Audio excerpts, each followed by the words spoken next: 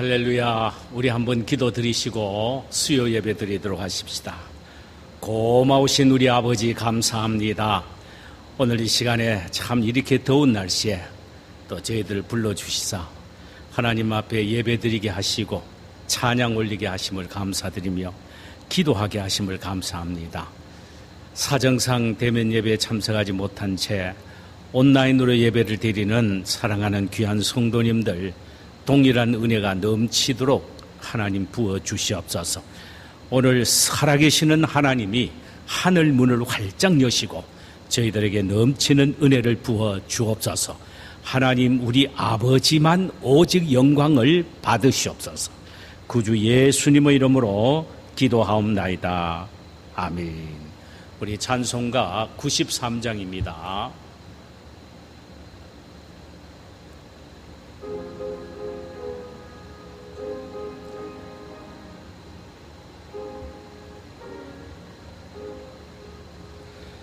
예수는 나의 힘이요 내 생명 되시니 구주 예수 떠나 살면 죄종에 빠지리.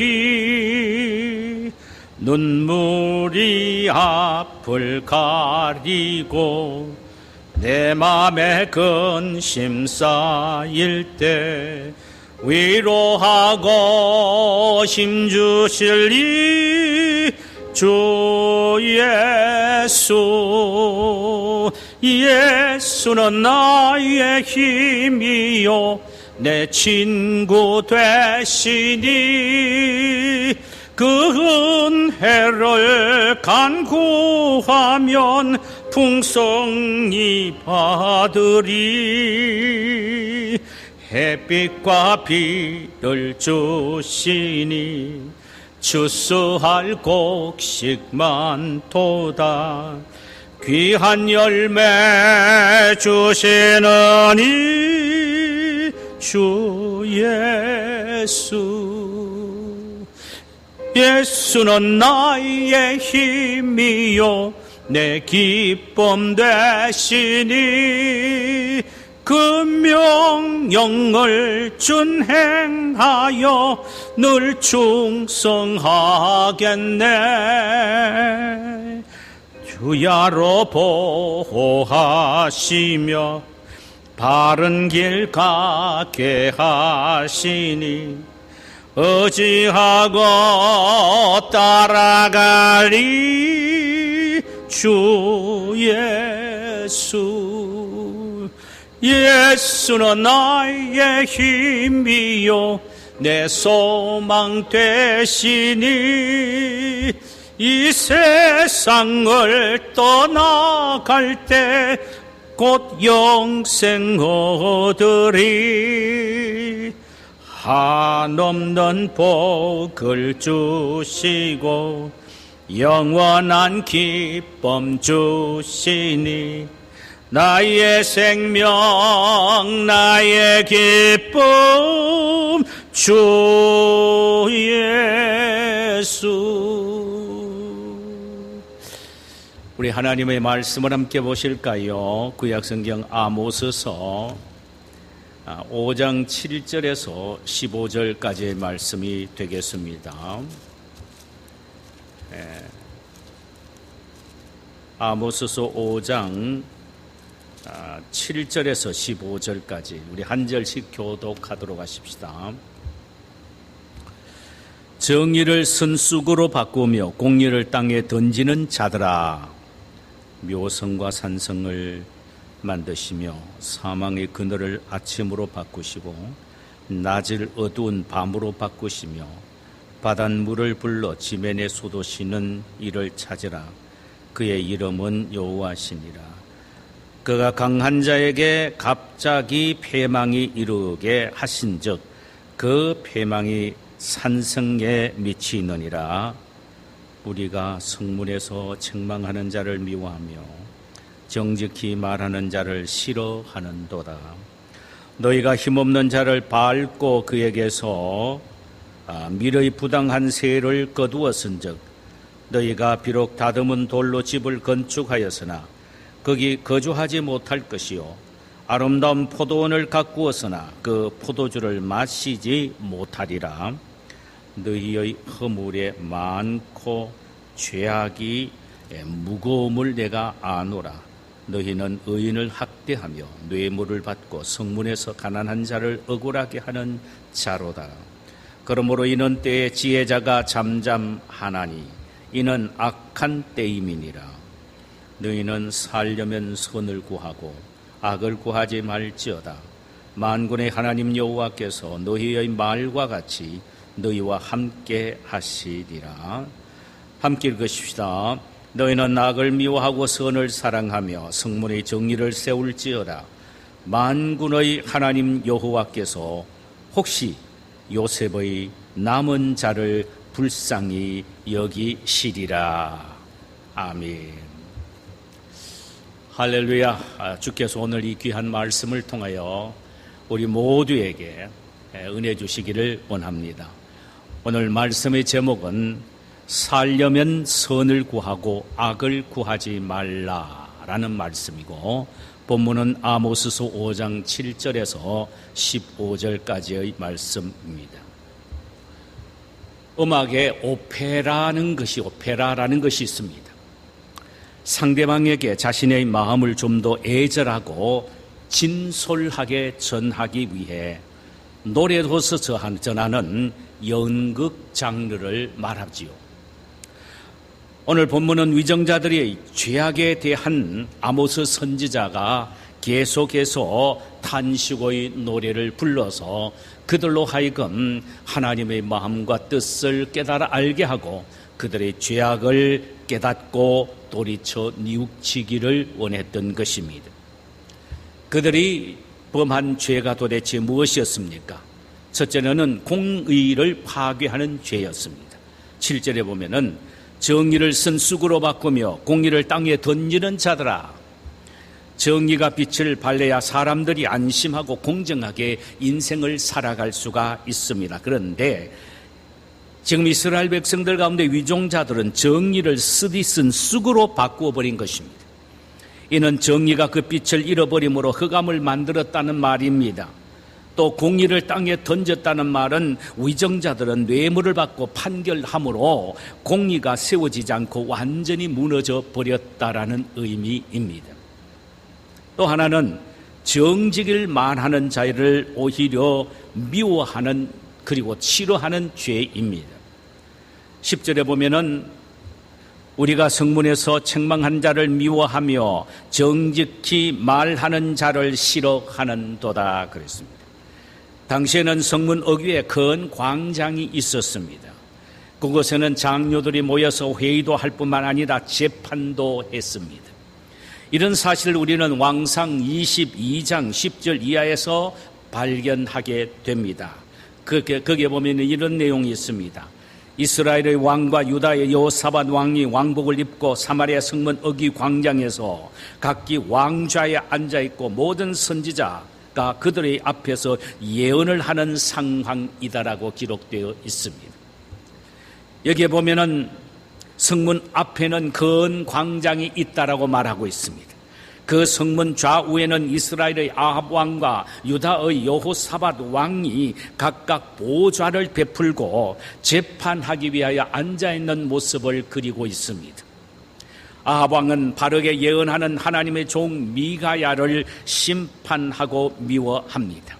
그뿐 아닙니다. 거짓 선지자 시드기야도 와서 미가야의 뺨을 치며 스스로 불의한 재판을 감행하기 시작을 하지요. 이것이 바로 사마리아의 성 앞에 있는 큰 광장의 모습입니다. 오늘 본문에도 동일한 장소인 성문에서 불의한 재판관이 그 광장에서 재판하는 모습이 소개되고 있습니다. 본래 성문 광장이 참된 공의의 초소요, 의와 불의를 분별하는 재판소 역할을 했습니다. 그런데 지금 이 시대에는 그렇지 않습니다. 불의를 고발하고 악을 책망한 자를 높여야 하고 진실을 말하고 정의를 증거하는 자를 따라야 하겠거늘 오히려 이들은 특별히 지도자들인 정치가들은 진실을 말하고 정직을 증언하는 자를 미워하고 싫어했으며 불의한 재판을 감행을 했습니다. 오늘 본문 12절에 보니까 너희의 허물이 많고 죄악이 무거움을 내가 아노라. 너희는 의인을 학대하며 뇌물을 받고 성문에서 가난한 자를 억울하게 하는 자로다라고 했습니다. 이들은 뇌물을 받고 불의를 의라고 재판을 했다라는 말입니다. 다시 말하면은 유전무죄요 무전유죄가 되었다라는 말입니다. 위전자들은 그토록 악을 행하고 있었습니다. 그런데 본문을 보면 이 악한 세대의 특징 하나가 소개되고 있습니다. 악한 세대의 특징 하나입니다. 오늘날에도 악한 세대의 특징 하나가 소개되고 있는데 그것은 시대를 초월하고 동일한 특징인데 그것은 지혜자가 잠잠하고 있다는 사실입니다. 본문 13절에 보니까 그러므로 이런 때에 지혜자가 잠잠하나니 이는 악한 때임이니라. 여기 지혜자란 하나님의 지혜를 받은 선지자를 말합니다. 수많은 선지자가 악한 시대에는 잠잠했습니다. 오히려 불의한 재판을 하고 불의한 예언을 하는 악한 선지자들에 대해서는 잘한다고 칭찬하고 그들을 옳다고 박수를 쳐 주었습니다. 그야말로 미가야 선지자 한 사람만이 의를 말했지 심지어 선지자의 장이라고 말할 수 있을 정도의 시디기야 선지자는 오히려 미가야를 뺨을 치고 미워하고 불의한 재판을 하여 그를 애매하게 모함을 했습니다. 악한 시대는 이렇게 지혜자인 하나님의 사람들이 잠잠하고 있다는 사실입니다. 이것이 통제입니다. 오호 통제라. 오늘날에도 마찬가지입니다. 하나님의 지혜를 받은 그리스도인들까지도 악한 시대에 입을 다물고 있다라는 말입니다. 지혜자가 해야 될 사명은 악한 시대에 더욱 악을 대항하여 외쳐야 하는 것입니다. 그런데 아모스 당시의 악한 시대에는 지혜자가 아주 잠잠했습니다. 이것이 그 시대의 죄악이었습니다. 세 번째로 가난한 자를 밟고 부당한 세금을 착취하는 죄였습니다. 11절에 너희가 힘없는 자를 밟고 그에게서 일의 부당한 세를 거두었은즉이라고 했습니다. 여러모로 가난하고 빈약한 자를 밟고 뇌물을 바치지 아니하면 부당한 세금을 징수했습니다. 여기에 발로 밟는 날 말은 히브리 말로 보사스켄이란 말, 그리고 거두다는 말은 다켄우라는 단어인데 이 티케우라는 단어인데 이 말의 시제들이 독특합니다. 둘 다 동사인데 시제가 미완료형으로 되어 있습니다. 이것은 곧 영어로 말하면 현재 진행형을 의미합니다. 지금도 그들은 습관적으로 부정을 저지르고 있다라는 말입니다. 그래서 힘없는 자를 발로 밟고 그리고 그에게서 미르의 부당한 세를 거두었습니다. 계속 그렇게 했다는 말입니다. 끊임없이 반복하고 있다라는 말입니다. 돌이킬 줄 모르고 있다라는 것입니다. 돌아설 줄 모르고 그렇게 했다라는 말입니다. 이들이 이렇게 죄를 범한 가장 큰 이유는 하나님에 대한 신관이 잘못되어서 그렇습니다. 즉 하나님이 어떤 분이신지를 몰랐다는 말입니다. 이는 하나님에 대한 지식이 없었다는 의미가 아닙니다. 하나님에 대한 지식을 마음속 깊이 진심으로 받아들이지 않았다는 말입니다. 그들은 단지 머리로만 알았고 입으로만 말했단 말입니다. 마음속 깊이 하나님에 대한 올바른 지식을 가슴에 품지 못했다 이 말입니다. 만약 그들이 하나님이 어떤 분이신지를 마음속 깊이 깨닫고 깊이 간직했더라면 두렵고 떨리는 마음으로 살았을 것입니다. 이들이 마음속에 진심으로 하나님에 대하여 바로 깨닫지 못했기 때문에 아모스 선지자는 하나님이 어떤 분이신지, 신앙의 가장 중요한 하나님이 어떤 분이신지를 가르쳐주기 위하여 오페라를 지어서 부른 거예요. 너무너무 말로 해도 안 들리니까 아예 노래를 지어서 하나님이 어떤 분이라는 것을 그들에게 외치고 있는데, 그것이 오늘 본문 8절과 9절입니다.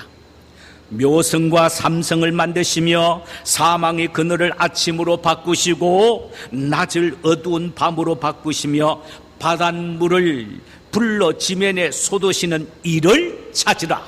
하나님은 이런 분이라는 것입니다. 그의 이름은 여호와시니라. 그가 강한 자에게 갑자기 패망이 이르게 하신즉 그 패망이 산성에 미치는지라 그랬습니다. 여기에 묘성과 삼성이란 말은 큰 무리의 별들을 의미합니다. 고대 사회에서는 항상 높은 하늘에서 비치는 별을 신성시해서 섬기는 신으로 대우했습니다. 특히 가나안 땅에는 이런 우상을 섬기는 족속들이 아주 많았습니다. 이스라엘 백성들은 그들의 우상을 본받아서 묘성과 산성, 삼성, 하늘의 거고 높은 별들을 신처럼 섬기는 일에 동조를 했다라는 말입니다. 이것을 의식하면서 아모스는 별의 무리는 신이 아니라 하나님이 만드신 피조물이라고 말을 합니다. 그러면서 그는 이렇게 외칩니다. 그분은, 하나님은 하늘의 별들을 창조하신 창조주 하나님이시다. 또 사망을 생명으로 바꾸시는 생명의 하나님이시다. 빛을 어둠으로 바꾸시는 통치의 하나님이시다. 또 바닷물을 불려 지면에 부으신 즉 해일을 일으켜 바닷물을 지면으로 뒤덮으시는 섭리의 하나님이시다라고 노래하면서 그들로 하여금 하나님이 어떤 분이신지를 깨닫게 해주기를 원했던 것입니다. 그는 이어서 말하기를, 하나님은 창조와 생명과 통치와 섭리의 하나님이실 뿐만 아니라 그분은 하나님을 거역하고 하나님 앞에 불의를 행하는 자들에게 심판하시는 하나님이시라는 사실을 강조합니다. 그러면서 하나님 앞에 회개하고 돌이키지 아니하면 하나님은 심판으로 벌을 내리시겠다라고 선언을 하게 되는 것입니다. 그러면서 그는 구체적으로 하나님이 내리실 심판을 어떻게 설명하고 있습니까? 이렇게 묘사합니다. 첫째로는 패망이 산성에 미치게 하시겠다는 것입니다. 자, 이 중요한 말입니다. 9절 보면은, 그가 강한 자에게 갑자기 패망이 이르게 하신즉 그 패망이 산성에 미치느니라. 이는 하나님이 그들을 패망시키는데 그곳이 바로 산성, 즉 그들의 심장부부터 패망시키겠다는 것입니다. 여기 산성이라는 것은 요새를 지키기 위하여 성을 쌓는 거 아닙니까? 우리나라의 남만 산성, 북한 산성은 최후의 보루로 지키는 곳입니다. 그래서 마지막 때는 왕도 그것에 숨어 있고 모든 고관 백작들도 다 거기에 숨어서 있습니다. 그게 바로 피하는 곳인 산성입니다. 그런데 산성은 바로 중심부지요. 아예 하나님께서 중심부를 강탈하시겠다는 것입니다. 도망쳐봤자 소용이 없다는 것입니다. 두 번째로는 헛수고하게 하시겠다는 것입니다.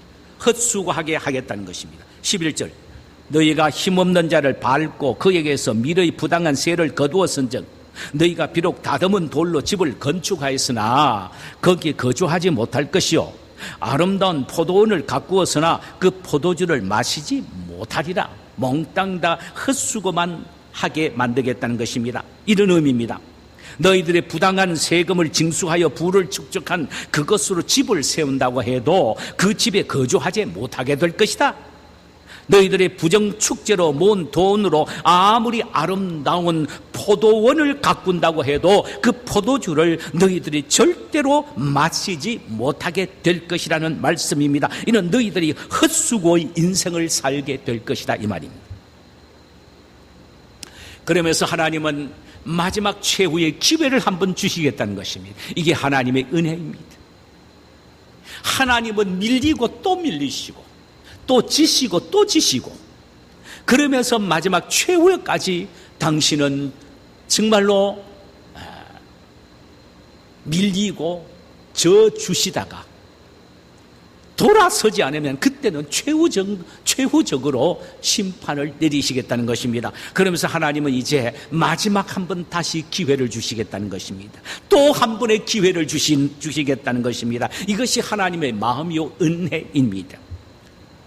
우리가 모두가 이미 살펴본 바와 같이 패역한 이스라엘 백성들은 하나님을 찾는 자들이 아니요 오히려 베델을 찾고 길갈을 찾고 부엘세바를 찾는, 그야말로 우상을 섬기기 위하여 우상의 본 근거지들을 찾기 위하여 노력하고 뛰어다녔다라는 것입니다.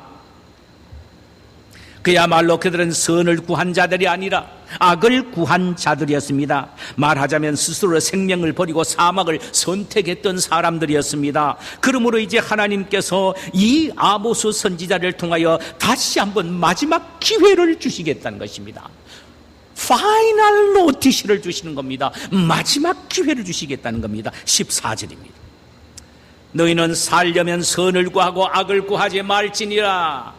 너희는 살려면 선을 구하고 악을 구하지 말지어다. 만군의 하나님 여호와께서 너희의 말과 같이 너희와 함께 하시리라. 너희들이 살려면 선을 구하고 악을 구하지 아니하면 너희들이 말한 그대로 하나님이 너희들과 함께 하소서 너희들을 다시 일으켜 세워주시리라. 할렐루야. 여러분, 하나님이 함께 하시면 끝납니다. 어떤 절망적인 상황 속에서도 우리 하나님이 우리와 함께 하시면 우리 인생은 끝나는 것입니다. 어떤 좌절과 고통스러운 현실 속에서도 하나님이 저와 여러분과 함께 하시면 우리 인생은 논하는 것입니다.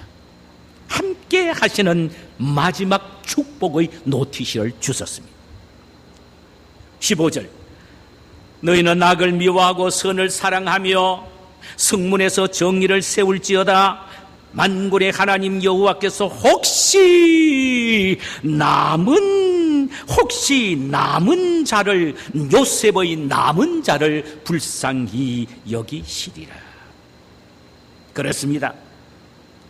선을 구하며 찾기 위해서는 먼저 사랑하는 것이 우선입니다. 보세요.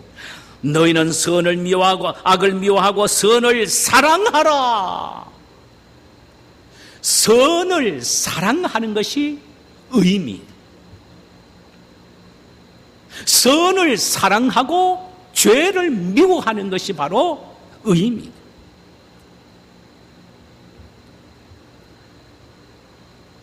깊은 사랑이 있는 곳에 찾아다니는 열심이 있게 됩니다. 선을 사랑하라. 그래야 악을 미워하게 된다는 것입니다. 하나님은 이스라엘 백성들에게 선을 사랑하고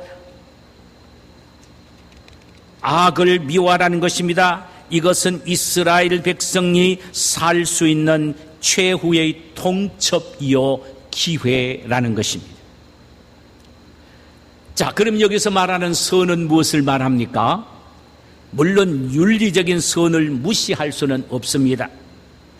아모스 시대는 악의 때였으며 사람들의 마음은 악한 죄악으로 기울어져 의인을 학대하며 뇌물을 받고 궁핍한 자를 억울하게 하는 일이 비일비재했습니다. 공의를 세워야 하는 성문 재판관들이 오히려 뇌물을 받고 불의를 행했기 때문입니다. 그런데 중요한 것은 이 윤리적 선이 중요하지만은 그보다 더 전제가 되는 것이 바로 영적인 선입니다. 영적인 선을 소유해야만이 윤리적인 선을 가질 수가 있다라는 것입니다. 이스라엘 백성들은 불신앙으로 말미암아 하나님과의 바른 관계를 갖지 못했습니다. 소위 말하면 영적인 선을 갖지 못했다라는 말입니다. 영적인 선은 어떤 선이냐? 하나님과의 바른 관계를 맺는 것이 바로 영적인 선입니다.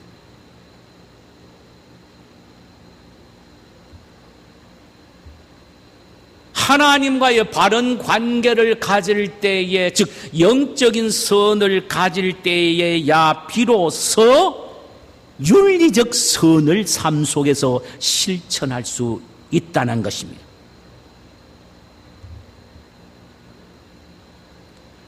이는 곧 하나님과의 관계인 영적인 선은 모든 우리 인간의 삶의 윤리적 선의 기초가 된다라는 말입니다. 그래서 하나님 앞에 바로 설 때에 삶 자체가 바로 되어지는 것입니다. 하나님 앞에 바른 관계가 맺혀질 때에 영적인 선이 바로 이루어질 때에 인간관계에서도 세상에서도 윤리적 선이 바로 이루어진다라는 것입니다.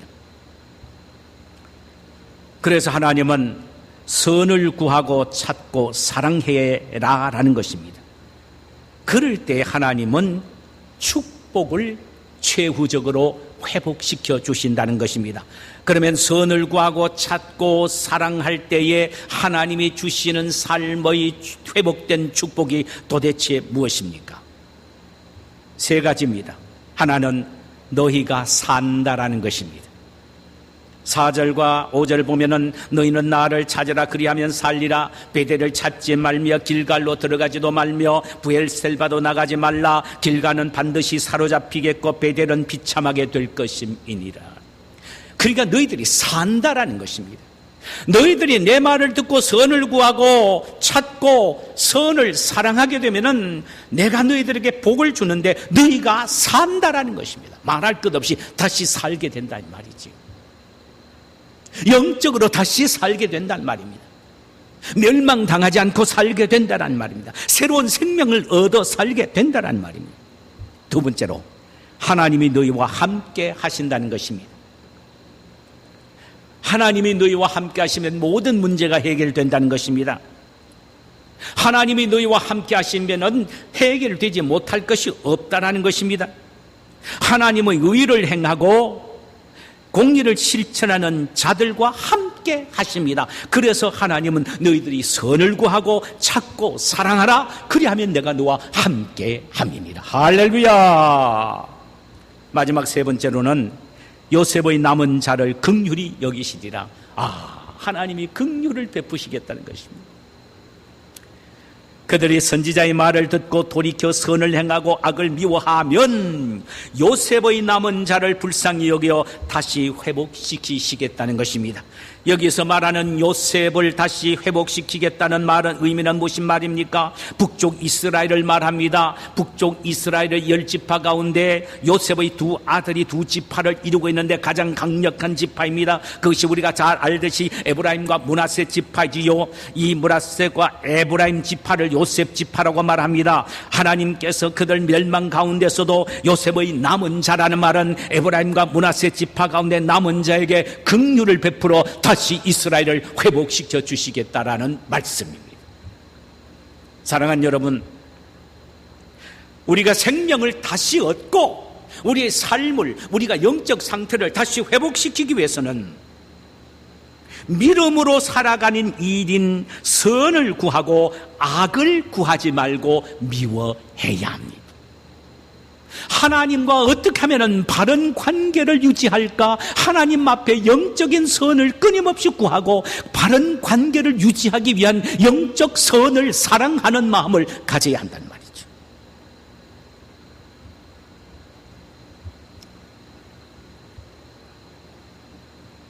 그리하면 하나님은 다시 생명을 얻게 하고 회복시켜 주신다는 말입니다.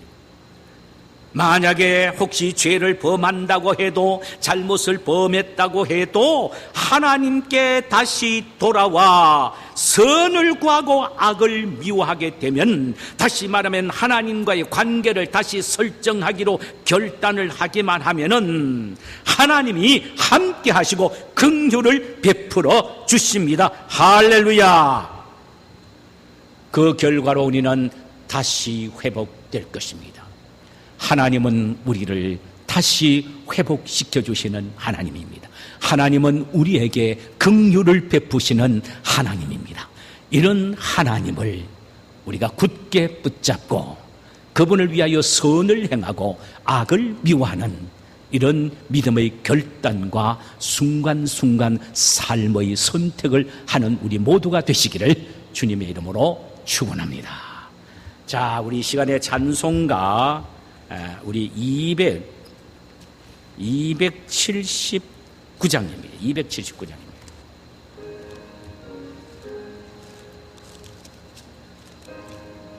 하신 곳에 주여 내가 비오니 죄인 오라 하실 때에 날 부르소서.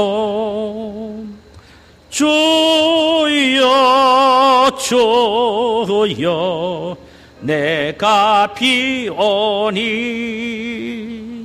죄인 오라 하실 때에 날 부르소서.